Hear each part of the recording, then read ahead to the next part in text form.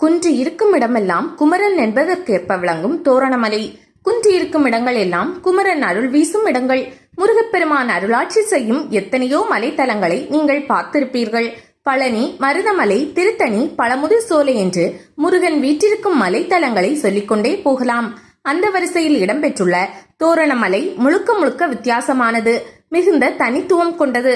முதலில் தோரணமலை எங்கே இருக்கிறது என்பதை தெரிந்து கொள்ளுங்கள். நெல்லை மாவட்டத்தில் இப்புண்ணிய மலை அமைந்துள்ளது. தென்காசியிலிருந்து கடையம் செல்லும் வழித்தடத்தில் இத்தலம் உள்ளது. நெல்லையிலிருந்தும் மிக எளிதாக இத்தலத்திற்கு செல்ல முடியும். எந்த முருகன் கோவிலிலும் இல்லாத அளவிற்கு இங்கு விநாயகருக்கு சன்னதி. எல்லா முருகன் மலைக்கோயிலிலும் அடிவாரத்தில் விநாயகர் இருப்பார். அதேபோல் தோரணமலையின் அடிவாரத்திலும் விநாயகர் பெருமானுக்கு தனி சன்னதி உள்ளது. ஆனால் மற்ற கோயில்களிலெல்லாம் பெயரளவுக்கு தான் விநாயகர் சன்னதி இருக்கும். அதாவது முருகனை வழிபட செல்லும் முன் அவரது அண்ணனும் முழுமுதற் கடவுளான விநாயகரை வழிபட வேண்டும் என்ற நோக்கத்தில் அந்த விநாயகரை அமைத்திருப்பார்கள். ஆனால் தோரணமலையை பொறுத்தவரை மலைமேல் உள்ள முருகன் சன்னதிக்கு எந்த விதத்திலும் குறையாத வகையில் விநாயகர் சன்னதி அமைக்கப்பட்டு உள்ளது. இன்னும் சொல்ல போனால் முருகனை விட அதி முக்கியத்துவம் பெற்று விளங்குகிறார் இங்குள்ள விநாயகர். அவருக்கு வல்லப விநாயகர் என்று பெயர். அமர்ந்த நிலையில் கிழக்கு நோக்கி இவர் அருள்பாலிக்கிறார். அந்த காலத்தில் இங்கு விநாயகர் சன்னதி மட்டுமே இருந்துள்ளது. அதன் பின் சன்னதி முன்பு மண்டபம் கட்டப்பட்டு உள்ளது. அந்த மண்டபத்தின் முன்பு 2 யானைகள் நம்மை வரவேற்பது போல் சிலைகள் அமைக்கப்பட்டு உள்ளன. மண்டபத்தில் முன்பு இடதுபுறம் தேங்காய் சூறை, விடலை போடுவதற்கான தொட்டி கட்டப்பட்டுள்ளது. சன்னதியை சுற்றி பிரகாரம் சிறப்புற அமைக்கப்பட்டு உள்ளது. விநாயகர் சன்னதிக்கு தென்கிழக்கு பகுதியில் மடப்பள்ளி கட்டப்பட்டு உள்ளது. அந்த விநாயகர் சன்னதியில்தான் வள்ளி தெய்வானையுடன் கூடிய முருகப்பெருமான் நடராஜர் உற்சவங்கள் உள்ளன. அகத்தியரும் தேரியரும் பல 100 ஆண்டுகள் வழிபட்ட முருகன். இந்த தோரணமலையின் உச்சியில் முருகன் குடிக்கொண்டிருக்கிறான். இந்த முருகப்பெருமானுக்குள்ள மிகப்பெரிய சிறப்பு என்ன தெரியுமா? தமிழ் வாழ வழிவகுத்த குறுமுனியான அகத்தியர், மருத்துவ உலகமே வியந்து பார்க்கும் தேரிய சித்தர் இருவரும் பல 100 ஆண்டுகளாக வழிபட்ட பெருமையும் மகிமையும் இந்த முருகப்பெருமானுக்கு உண்டு.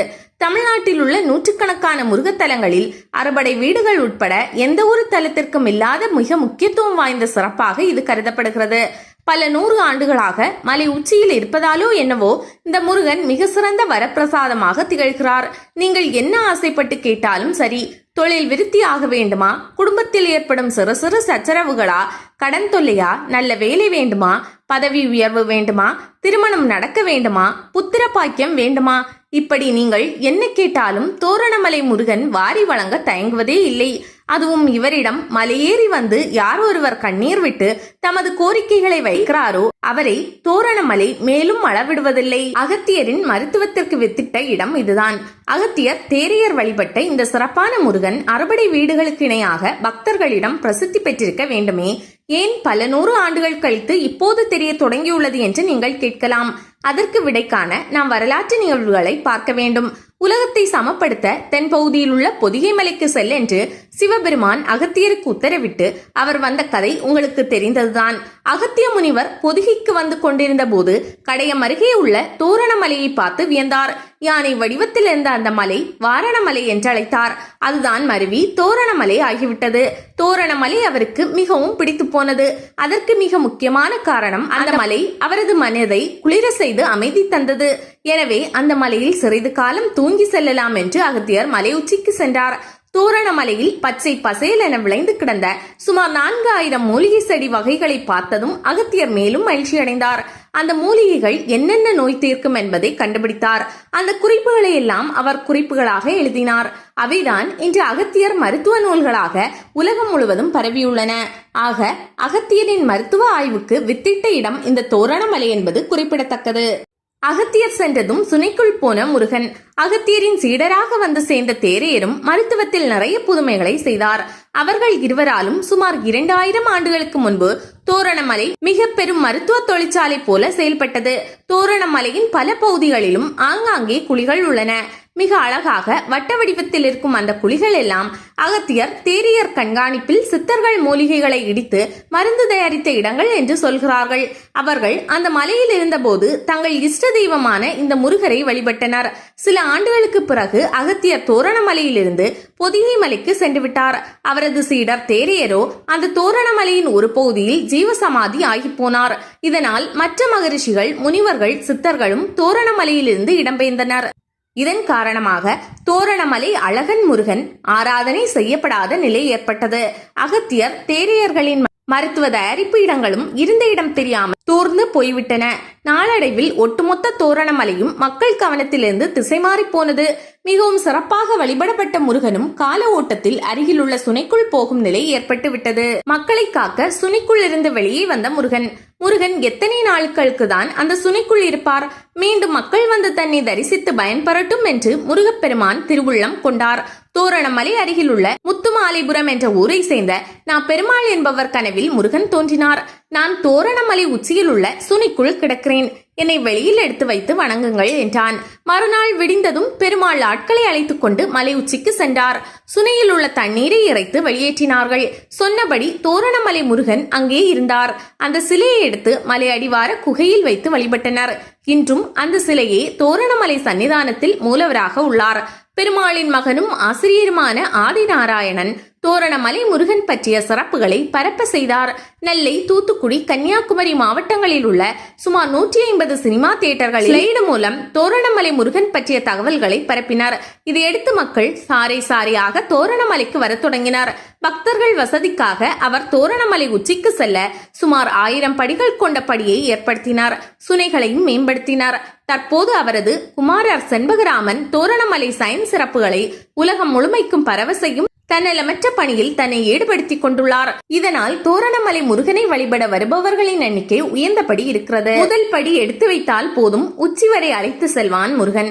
இத்தலத்து முருகன் கிழக்கு நோக்கி திருச்செந்தூர் முருகனை பணித்தபடி உள்ளார். எனவே இத்தலத்திற்கு வந்து வழிபட்டால் திருச்செந்தூரில் வழிபட்ட அதே பலன்கள் கிடைக்கிறது. பொதுவாக இரு நதிகளுக்கு இடையில் உள்ள தலம் சிறப்பான புனித தலமாக கருதப்படும். தோரணமலையை சுற்றி ராமநதி, ஜம்பு நதி ஓடுகின்றன. இது தவிர இப்போதும் இந்த மலையில் தேரேறும் மற்ற சித்தர்களும் அவே நிலையில் வாழ்ந்து கொண்டிருக்கிறார்கள். இதனால் மலையேறும் போதே நம்மை அறியாமலே நம் உடல் சிலிப்பாறுவதை உணர முடியும். 1000 படிகள் என்பதால் மலையேற சிரமமாக இருக்குமோ என்று சிலர் நினைக்கலாம். நீங்கள் முதல் படியில் காலை எடுத்து வைத்தால் போதும். அதன் பின் அப்பன் முருகன் நம்மை மலை உச்சி வரை அழைத்து வந்து விடுவான். எப்படி ஏறினோம், எப்படி இறங்கினோம் என்பதே தெரியாது. அதிலும் மலையில் உள்ள சுனை தீர்த்தம் ஏதாவது ஒன்றில் சற்று நீராடினால் போதும். மலை ஏறி வந்த அலுப்பு தெரியவே தெரியாது. புனித நீராடி விட்டு முருகனை நெருங்கும் போது நிச்சயம் இரட்டிப்பு பலன்கள் கிடைக்கும். மன அமைதி தரும் மலை, சித்தர்களின் ஆசி கிடைக்கும் மலை. கடையம், பாவூர் சத்திரம், ஆவுடையானூர் உட்பட சுற்றுப்பகுதியை சேர்ந்த பலர் தவறாமல் தினமும் மலையேறி முருகனை வழிபடுவதை கடமையாக வைத்துள்ளனர். தோரணமலையில் உள்ள ஒவ்வொரு படிக்கட்டிலும் ஏற ஏற முருகன் வாழ்வில் நம்மை உயர்த்துவார். மலை உச்சியில் சற்று நேரம் அமர்ந்து தியானம் செய்தால் மனம் குளிர்ந்து வருகிறது. எந்த ஒரு மலையிலும் கிடைக்காத மன அமைதியை அங்கு நீங்கள் பெற முடியும். உங்களுக்கு அதிர்ஷ்டம் இருந்தால் தேரையர் உள்ளிட்ட சித்தர்களின் ஆசையும் சேர்ந்து கிடைக்கும்.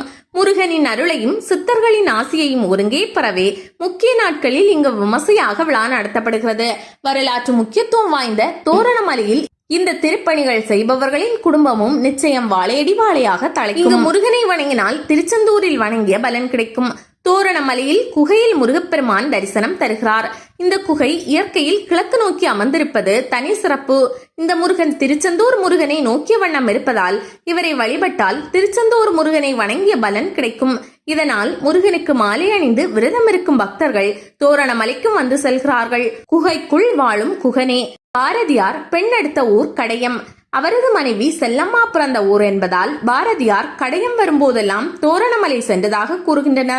பாரதி குகைக்குள் வாழும் குகனே என்று போற்றி பாடியதும் இந்த தோரணமலை முருகனைதான். மூலிகை வனங்களின் தொகுப்பு தோரணமலை. தோரணமலையில் மூலிகைகள் நிறைந்து காணப்படுகிறது. அதனால்தான் சித்தர்கள் இந்த மலையை நாடி வந்துள்ளனர். பாறைகள் அதிகமாகவும் மண் குறைவாகவும் நிறைந்துள்ள இந்த இடத்தில் இவ்வளவு மூலிகைகளா என்று அதிசயிக்கும் வண்ணம் உள்ளது இம்மலை. பொதுவாகவே மலைப்பகுதியில் வளரும் மூலிகைகளுக்கு தனி சிறப்பு உண்டு. காரணம், இங்கு மூலிகைகள் இயற்கையாகவே வளர்கின்றன. யாரும் உரமிடுவது கிடையாது, தண்ணீர் ஊற்றுவது இல்லை. இயற்கையாக உள்ள கல்லும் மண்ணும் மழையும் ஒளியும் தான் அதற்கு உணவு. அதோடு 2க்கும் மேலான மூலிகைகள் ஒட்டாக வளர்ந்ததால் அதற்கு தனி சிறப்பு. இவைகள் எல்லாம் மலைப்பகுதியில் தான் இருக்கும். தோரணமலை மூலிகையின் தனி சிறப்பு என்னவென்றால் இங்கு கோடையிலும் வற்றாத சுனைகள் பல உள்ளன. அந்த சுனை நீர் ஊற்று மூலம் பல மூலிகைகள் கோடை காலத்தில் தண்ணீரை உறிஞ்சி எடுத்துக்கொள்ளும். இதனால் மூலிகை வனமாக விளங்கும் தோரணமலையை நாடி பல சித்தர்கள் வந்துள்ளனர். வழிபாட்டு நேரம். சிறந்த பிரார்த்தனை தலமாக விளங்கும் தோரணமலை முருகன் கோவிலில் தமிழ் மாத கடைசி வெள்ளிக்கிழமை தோறும் உச்சிக்கால பூஜையின் போது 11 மணி முதல் 1:30 மணி வரை சிறப்பு அபிஷேக ஆராதனைகள் மற்றும் அன்னதானமும் நடக்கின்றன. திருமணம், மகப்பேறு ஆகியவற்றிற்காகவும், நோய் குணமாகவும், குடும்ப தகராறு, சொத்து தகராறு நீங்கவும் தோரணமலை முருகனை வழிபட்டு வருகின்றனர். மருத்துவ படி, விரும்பிய வேலை, தொழில் அமைய, உயர் பதவி கிடைக்கவும் அருள்பாலிக்கிறான் முருகன். செவ்வாய், வியாழன், வெள்ளி ஆகிய நாட்களில் கார்த்திகை, விசாகம் ஆகிய நட்சத்திரங்களும் முருகனை வழிபட உகந்ததாகும். மலை அடிவாரத்தில் காலை 7 மணி முதல் மாலை 6 மணி வரை கோவில் நடை திறந்திருக்கும். திருமண தடை நீக்கும் குகை முருகன். தமிழர்கள் சங்ககாலம் தொட்டே முருக வழிபாட்டை மேற்கொண்டு வருவதாக பல்வேறு சான்றுகள் தெரிவிக்கின்றன. பல்வேறு இடங்களில் மலைகளில் முருகப்பெருமானுக்கு கோவில்கள் அமைத்து வழிபாடு நடைபெற்று வருகிறது. தென்காசி மாவட்டத்தில் அமைந்துள்ள தோரணமலை முருகன் கோவில் பிரசித்தி பெற்ற கோவிலாக விளங்குகிறது. தென்காசியிலிருந்து கடையம் செல்லும் சாலையில் அமைந்துள்ள இக்கோயிலுக்கு நாளுக்கு நாள் பக்தர்களின் வருகை அதிகரித்த வண்ணம் உள்ளது. பல்வேறு மாவட்டத்திலிருந்து பக்தர்கள் தினந்தோறும் வந்து வழிபட்டு செல்கின்றனர். தோரணமலையின் உச்சியில் அமைந்துள்ள முருகப்பெருமானை அகத்தியர், தேரையர் பல ஆண்டுகளுக்கு முன்பு வழிபட்டதாக கூறப்படுகிறது. அவர்கள் மலைகளில் பறந்து காணப்பட்ட பல்வேறு மூலிகைகளை கொண்டு மருத்துவம் செய்ததாக கூறப்படுகிறது. பல்வேறு சிறப்புகள் பெற்ற இந்த தலத்தில் தினந்தோறும் பூஜை நடைபெறுகிறது. மேலும் தமிழ் மாத கடைசி வெள்ளியன்று காலையில் சிறப்பு பூஜை, மதியம் அன்னதானம் நடைபெற்று வருகிறது. கோவிலின் சிகர நிகழ்ச்சியாக தைப்பூச விழா ஒவ்வொரு ஆண்டும் வெகு சிறப்பாக கொண்டாடப்படுகிறது. இதில் தமிழகத்தின் பல்வேறு பகுதியில் உள்ள பக்தர்கள் கலந்து கொள்கின்றனர்.